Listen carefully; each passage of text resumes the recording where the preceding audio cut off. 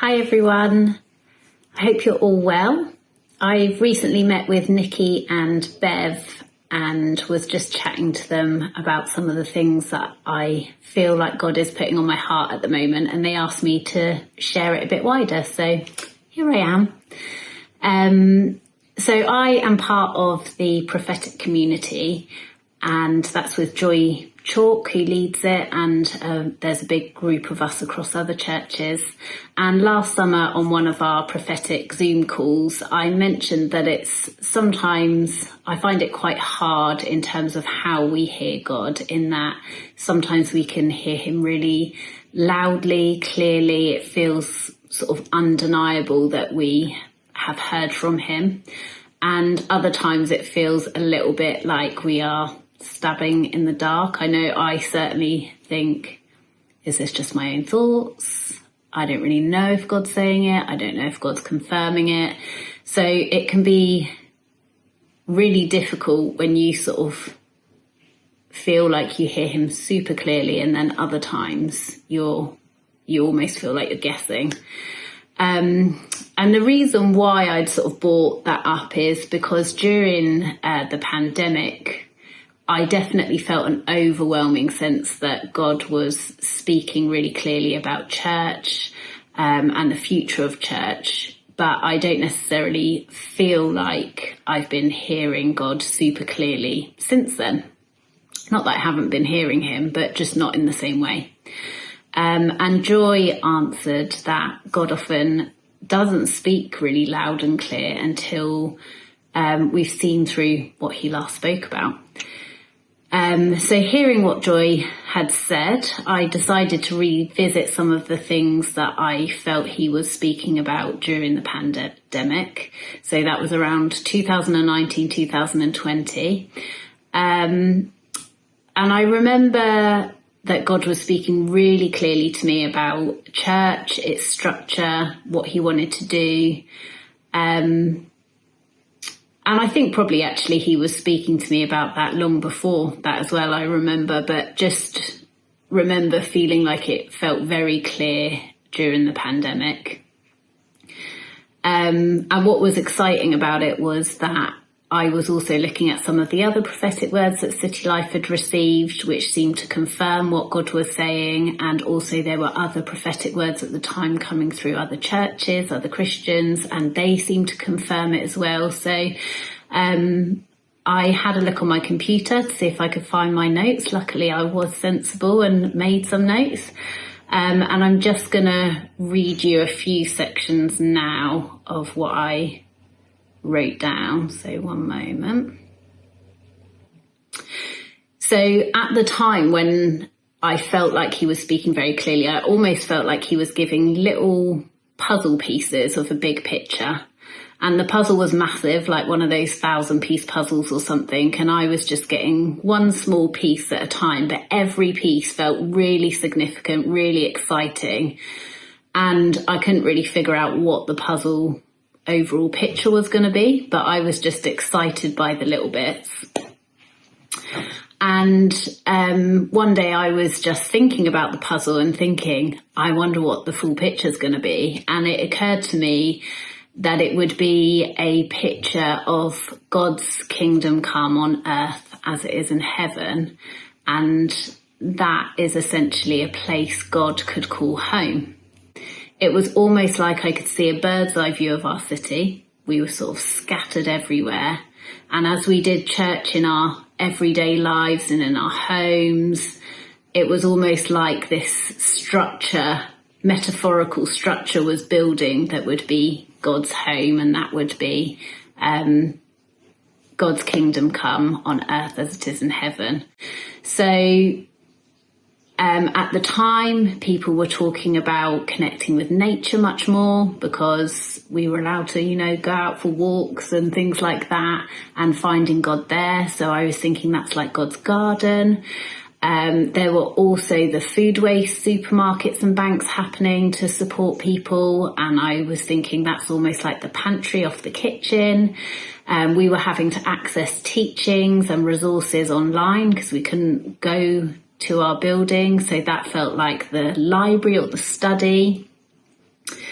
And I just felt almost like there was this metaphorical building, but essentially it was made up of our everyday lives, church being every minute of every day, and just all about us as people living our lives for God.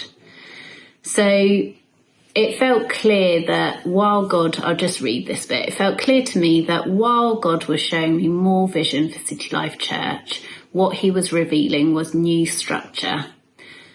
Our current previous structure consisted of our main celebrations, our connect groups, our other small midweek groups and activities, and our outreach projects. And I sometimes wonder why it was hard to encourage people to view church as the people and every day and every moment. And it may be because this structure doesn't seem to encompass all of life. It no longer seems to be serving churches and City Life as it once did, and God seems to be calling us to new things. If we build God's home, metaphorical home, and his home is the new structure of City Life, it encompasses every aspect of church life and everyday living. Everything we do, everything we are, can build and dwell in a room in his house. How exciting it will be to create a place where God dwells and we see earth as it is in heaven. This structure throws the curtains wide and takes us out, making God more accessible to those who don't yet know him. So people may enter the different rooms, metaphorical rooms, and build their confidence to enter more of those metaphorical rooms because it's so much more accessible. It's in those everyday living moments. And so what I wrote at the end was just an encouragement. It'd be great to get started with some of these rooms in terms of like, you know, what activities do we view as different rooms? So let me just close that. So from me going back and reading that, I considered a bit about what Joy had said about God often doesn't speak really loudly until he's finished. And I felt a bit silly at that point because of course God hasn't finished. It's not like he speaks these huge things and then it will be done the next day. Like God isn't rushed. It's a word for our years to come, I think. And so I just thought, well, why don't I map out how I'm living church with my community, and see where I think, like, what rooms am I building essentially? So I got a notebook out. I was writing down what things I'm doing. So I meet with Andy and Vix and the Hodges, and we have breakfast regularly together. So for me, this is like the dining room. It's a place where we can invite people in. Some of the more social things that I do, and especially including my kids and their friends and things, feels like building the living room. And I sort of went through thinking about those metaphorical rooms and how the different things that I do and the ways that I live out church fit into different rooms. And it was a really helpful thing. One, I sort of chatted it through with my church community, but also looked at it individually. And it was good to see what rooms were a little bit empty. So I definitely feel like God has spoken to me a lot about worship, and worship looking different and can encompass so many different ways of worshipping. I know he's spoken to me personally about using dance as part of worship. I did start a dance class at one point, but I haven't been to a dance studio for a long time. So I feel like God might be saying that is a room that I should enter a bit more frequently. And I would really encourage you to do this personally and with your church groups. Think about those metaphorical rooms and look at what rooms you're living in, essentially, and just ask God, are there any rooms that he's drawing you to, or he wants you to shift or change, or like look at in a bit more detail? I know when I looked at this with Andy and Vix, we were saying that for the study, in terms of like teaching, learning resources, we're accessing various things, but actually it would be quite nice to maybe do a bit more together. So see what God says to you, see if there's any rooms or anything that he is speaking to you about. So as I said, I'd written this down in a notebook to start off with, and I, at the end of it, just happened to turn the page. On the next page were some notes from 2019, 2020 on a talk about a prophetic word that a pastor called Steve Uppal gave during the pandemic. And again, I instantly remembered the talk. It was one that really just landed with me and seemed to speak a lot. And I know us as a church, it was sent round and lots of people listened and were impacted by it. But he essentially brought 5 words, which were stop, reset, recalibrate, release, and run. Now, the stop was lockdown. That was a very obvious stop. It stopped everything in its tracks like no other, really. The reset for how church operates was our reset. We were all having to find new ways of being church together. But God was definitely using this, and Steve used the metaphor of like a hard reset on a phone. So when you hit that hard reset button, everything is erased, all your preferences, it goes back to those sort of factory settings. And this was a really helpful illustration to sort of think about how we do church. Like, we can't take anything as a given. We can't take anything that we're comfortable with as the right way. We have to go right back to basics and question everything and ask God everything. So by going through my notes, and I actually went back and found a YouTube video of Steve Uppal's word, I feel like God is saying that currently we've probably maybe still a little bit in reset mode, but probably got to the word recalibrate. And I think God's highlighting 2 things about this word recalibrate. So it's partly to do with making those tweaks, those small adjustments, to make something work a little bit better, but also to make it measure correctly. So it's about how we measure things. So that's the second thing that I feel like he's talking about, is like, how are we measuring our church life? Because change is hard. In our journey has been hard to this point in certain aspects. But what are we measuring by? And sometimes if we need to make tweaks and shifts so that we're measuring correctly, things will start to appear very differently. So yeah, my second question really to everyone, or sort of something to just think about, is what does recalibrating look like in our personal life, in our small church communities, and for us as a whole church?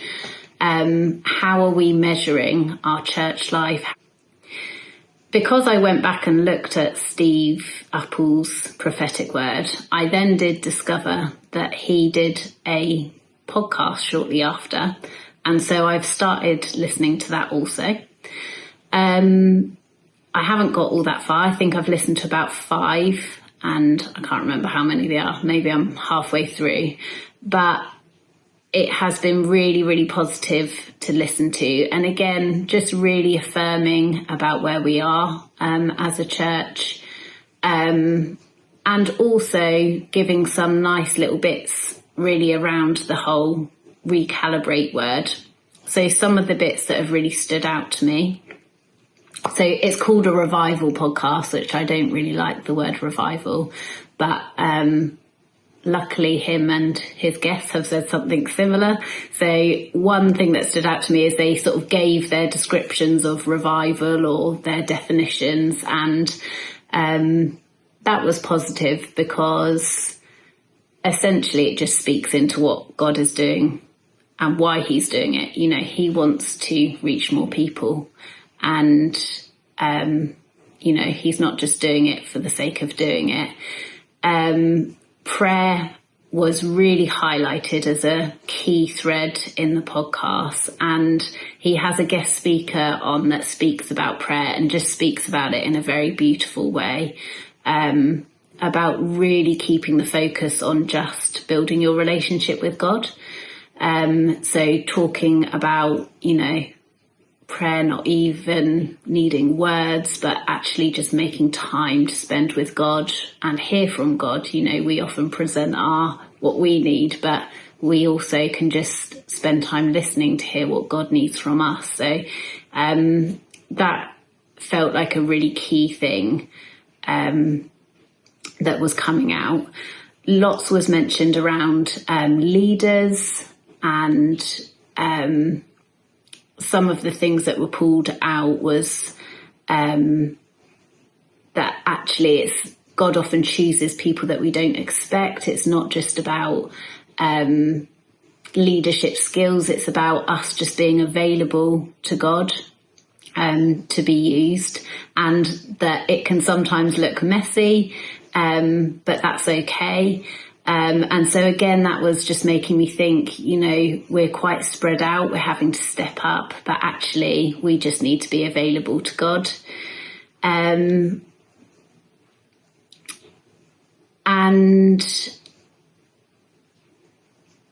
I think it was the 5th podcast, he had another guest speaker. I'm just gonna pull it up, Anne Calver.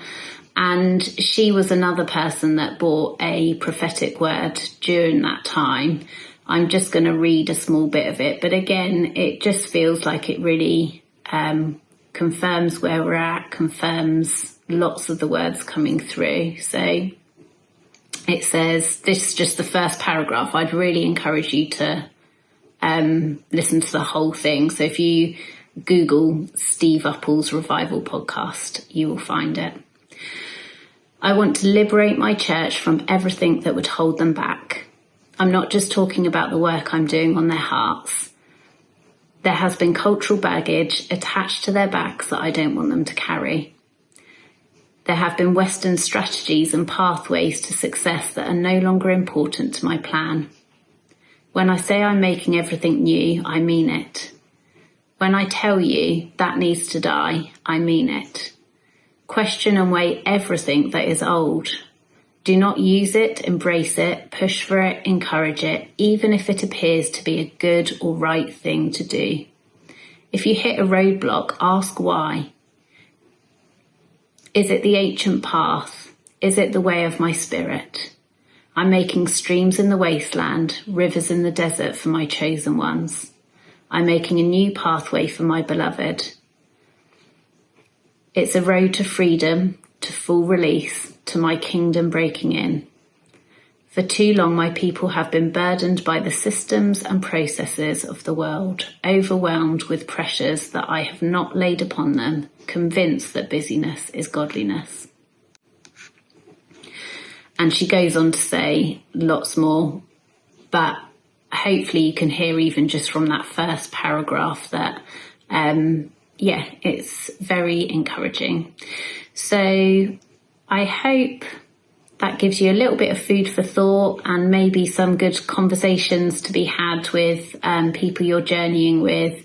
But yeah, 2 things I'd really encourage you to do is map out those metaphorical rooms and see if God's sort of calling you to expand into another room or tweak what you're doing in a room that you're already doing activities. And the other thing is just to look at that word recalibrate. What does that mean for you personally? What does that mean for you with your church community? So what are the tweaks God's calling to you to make, and how does he want you to measure your church life? What is important to him, and what are we measuring in a way that God would like us to release?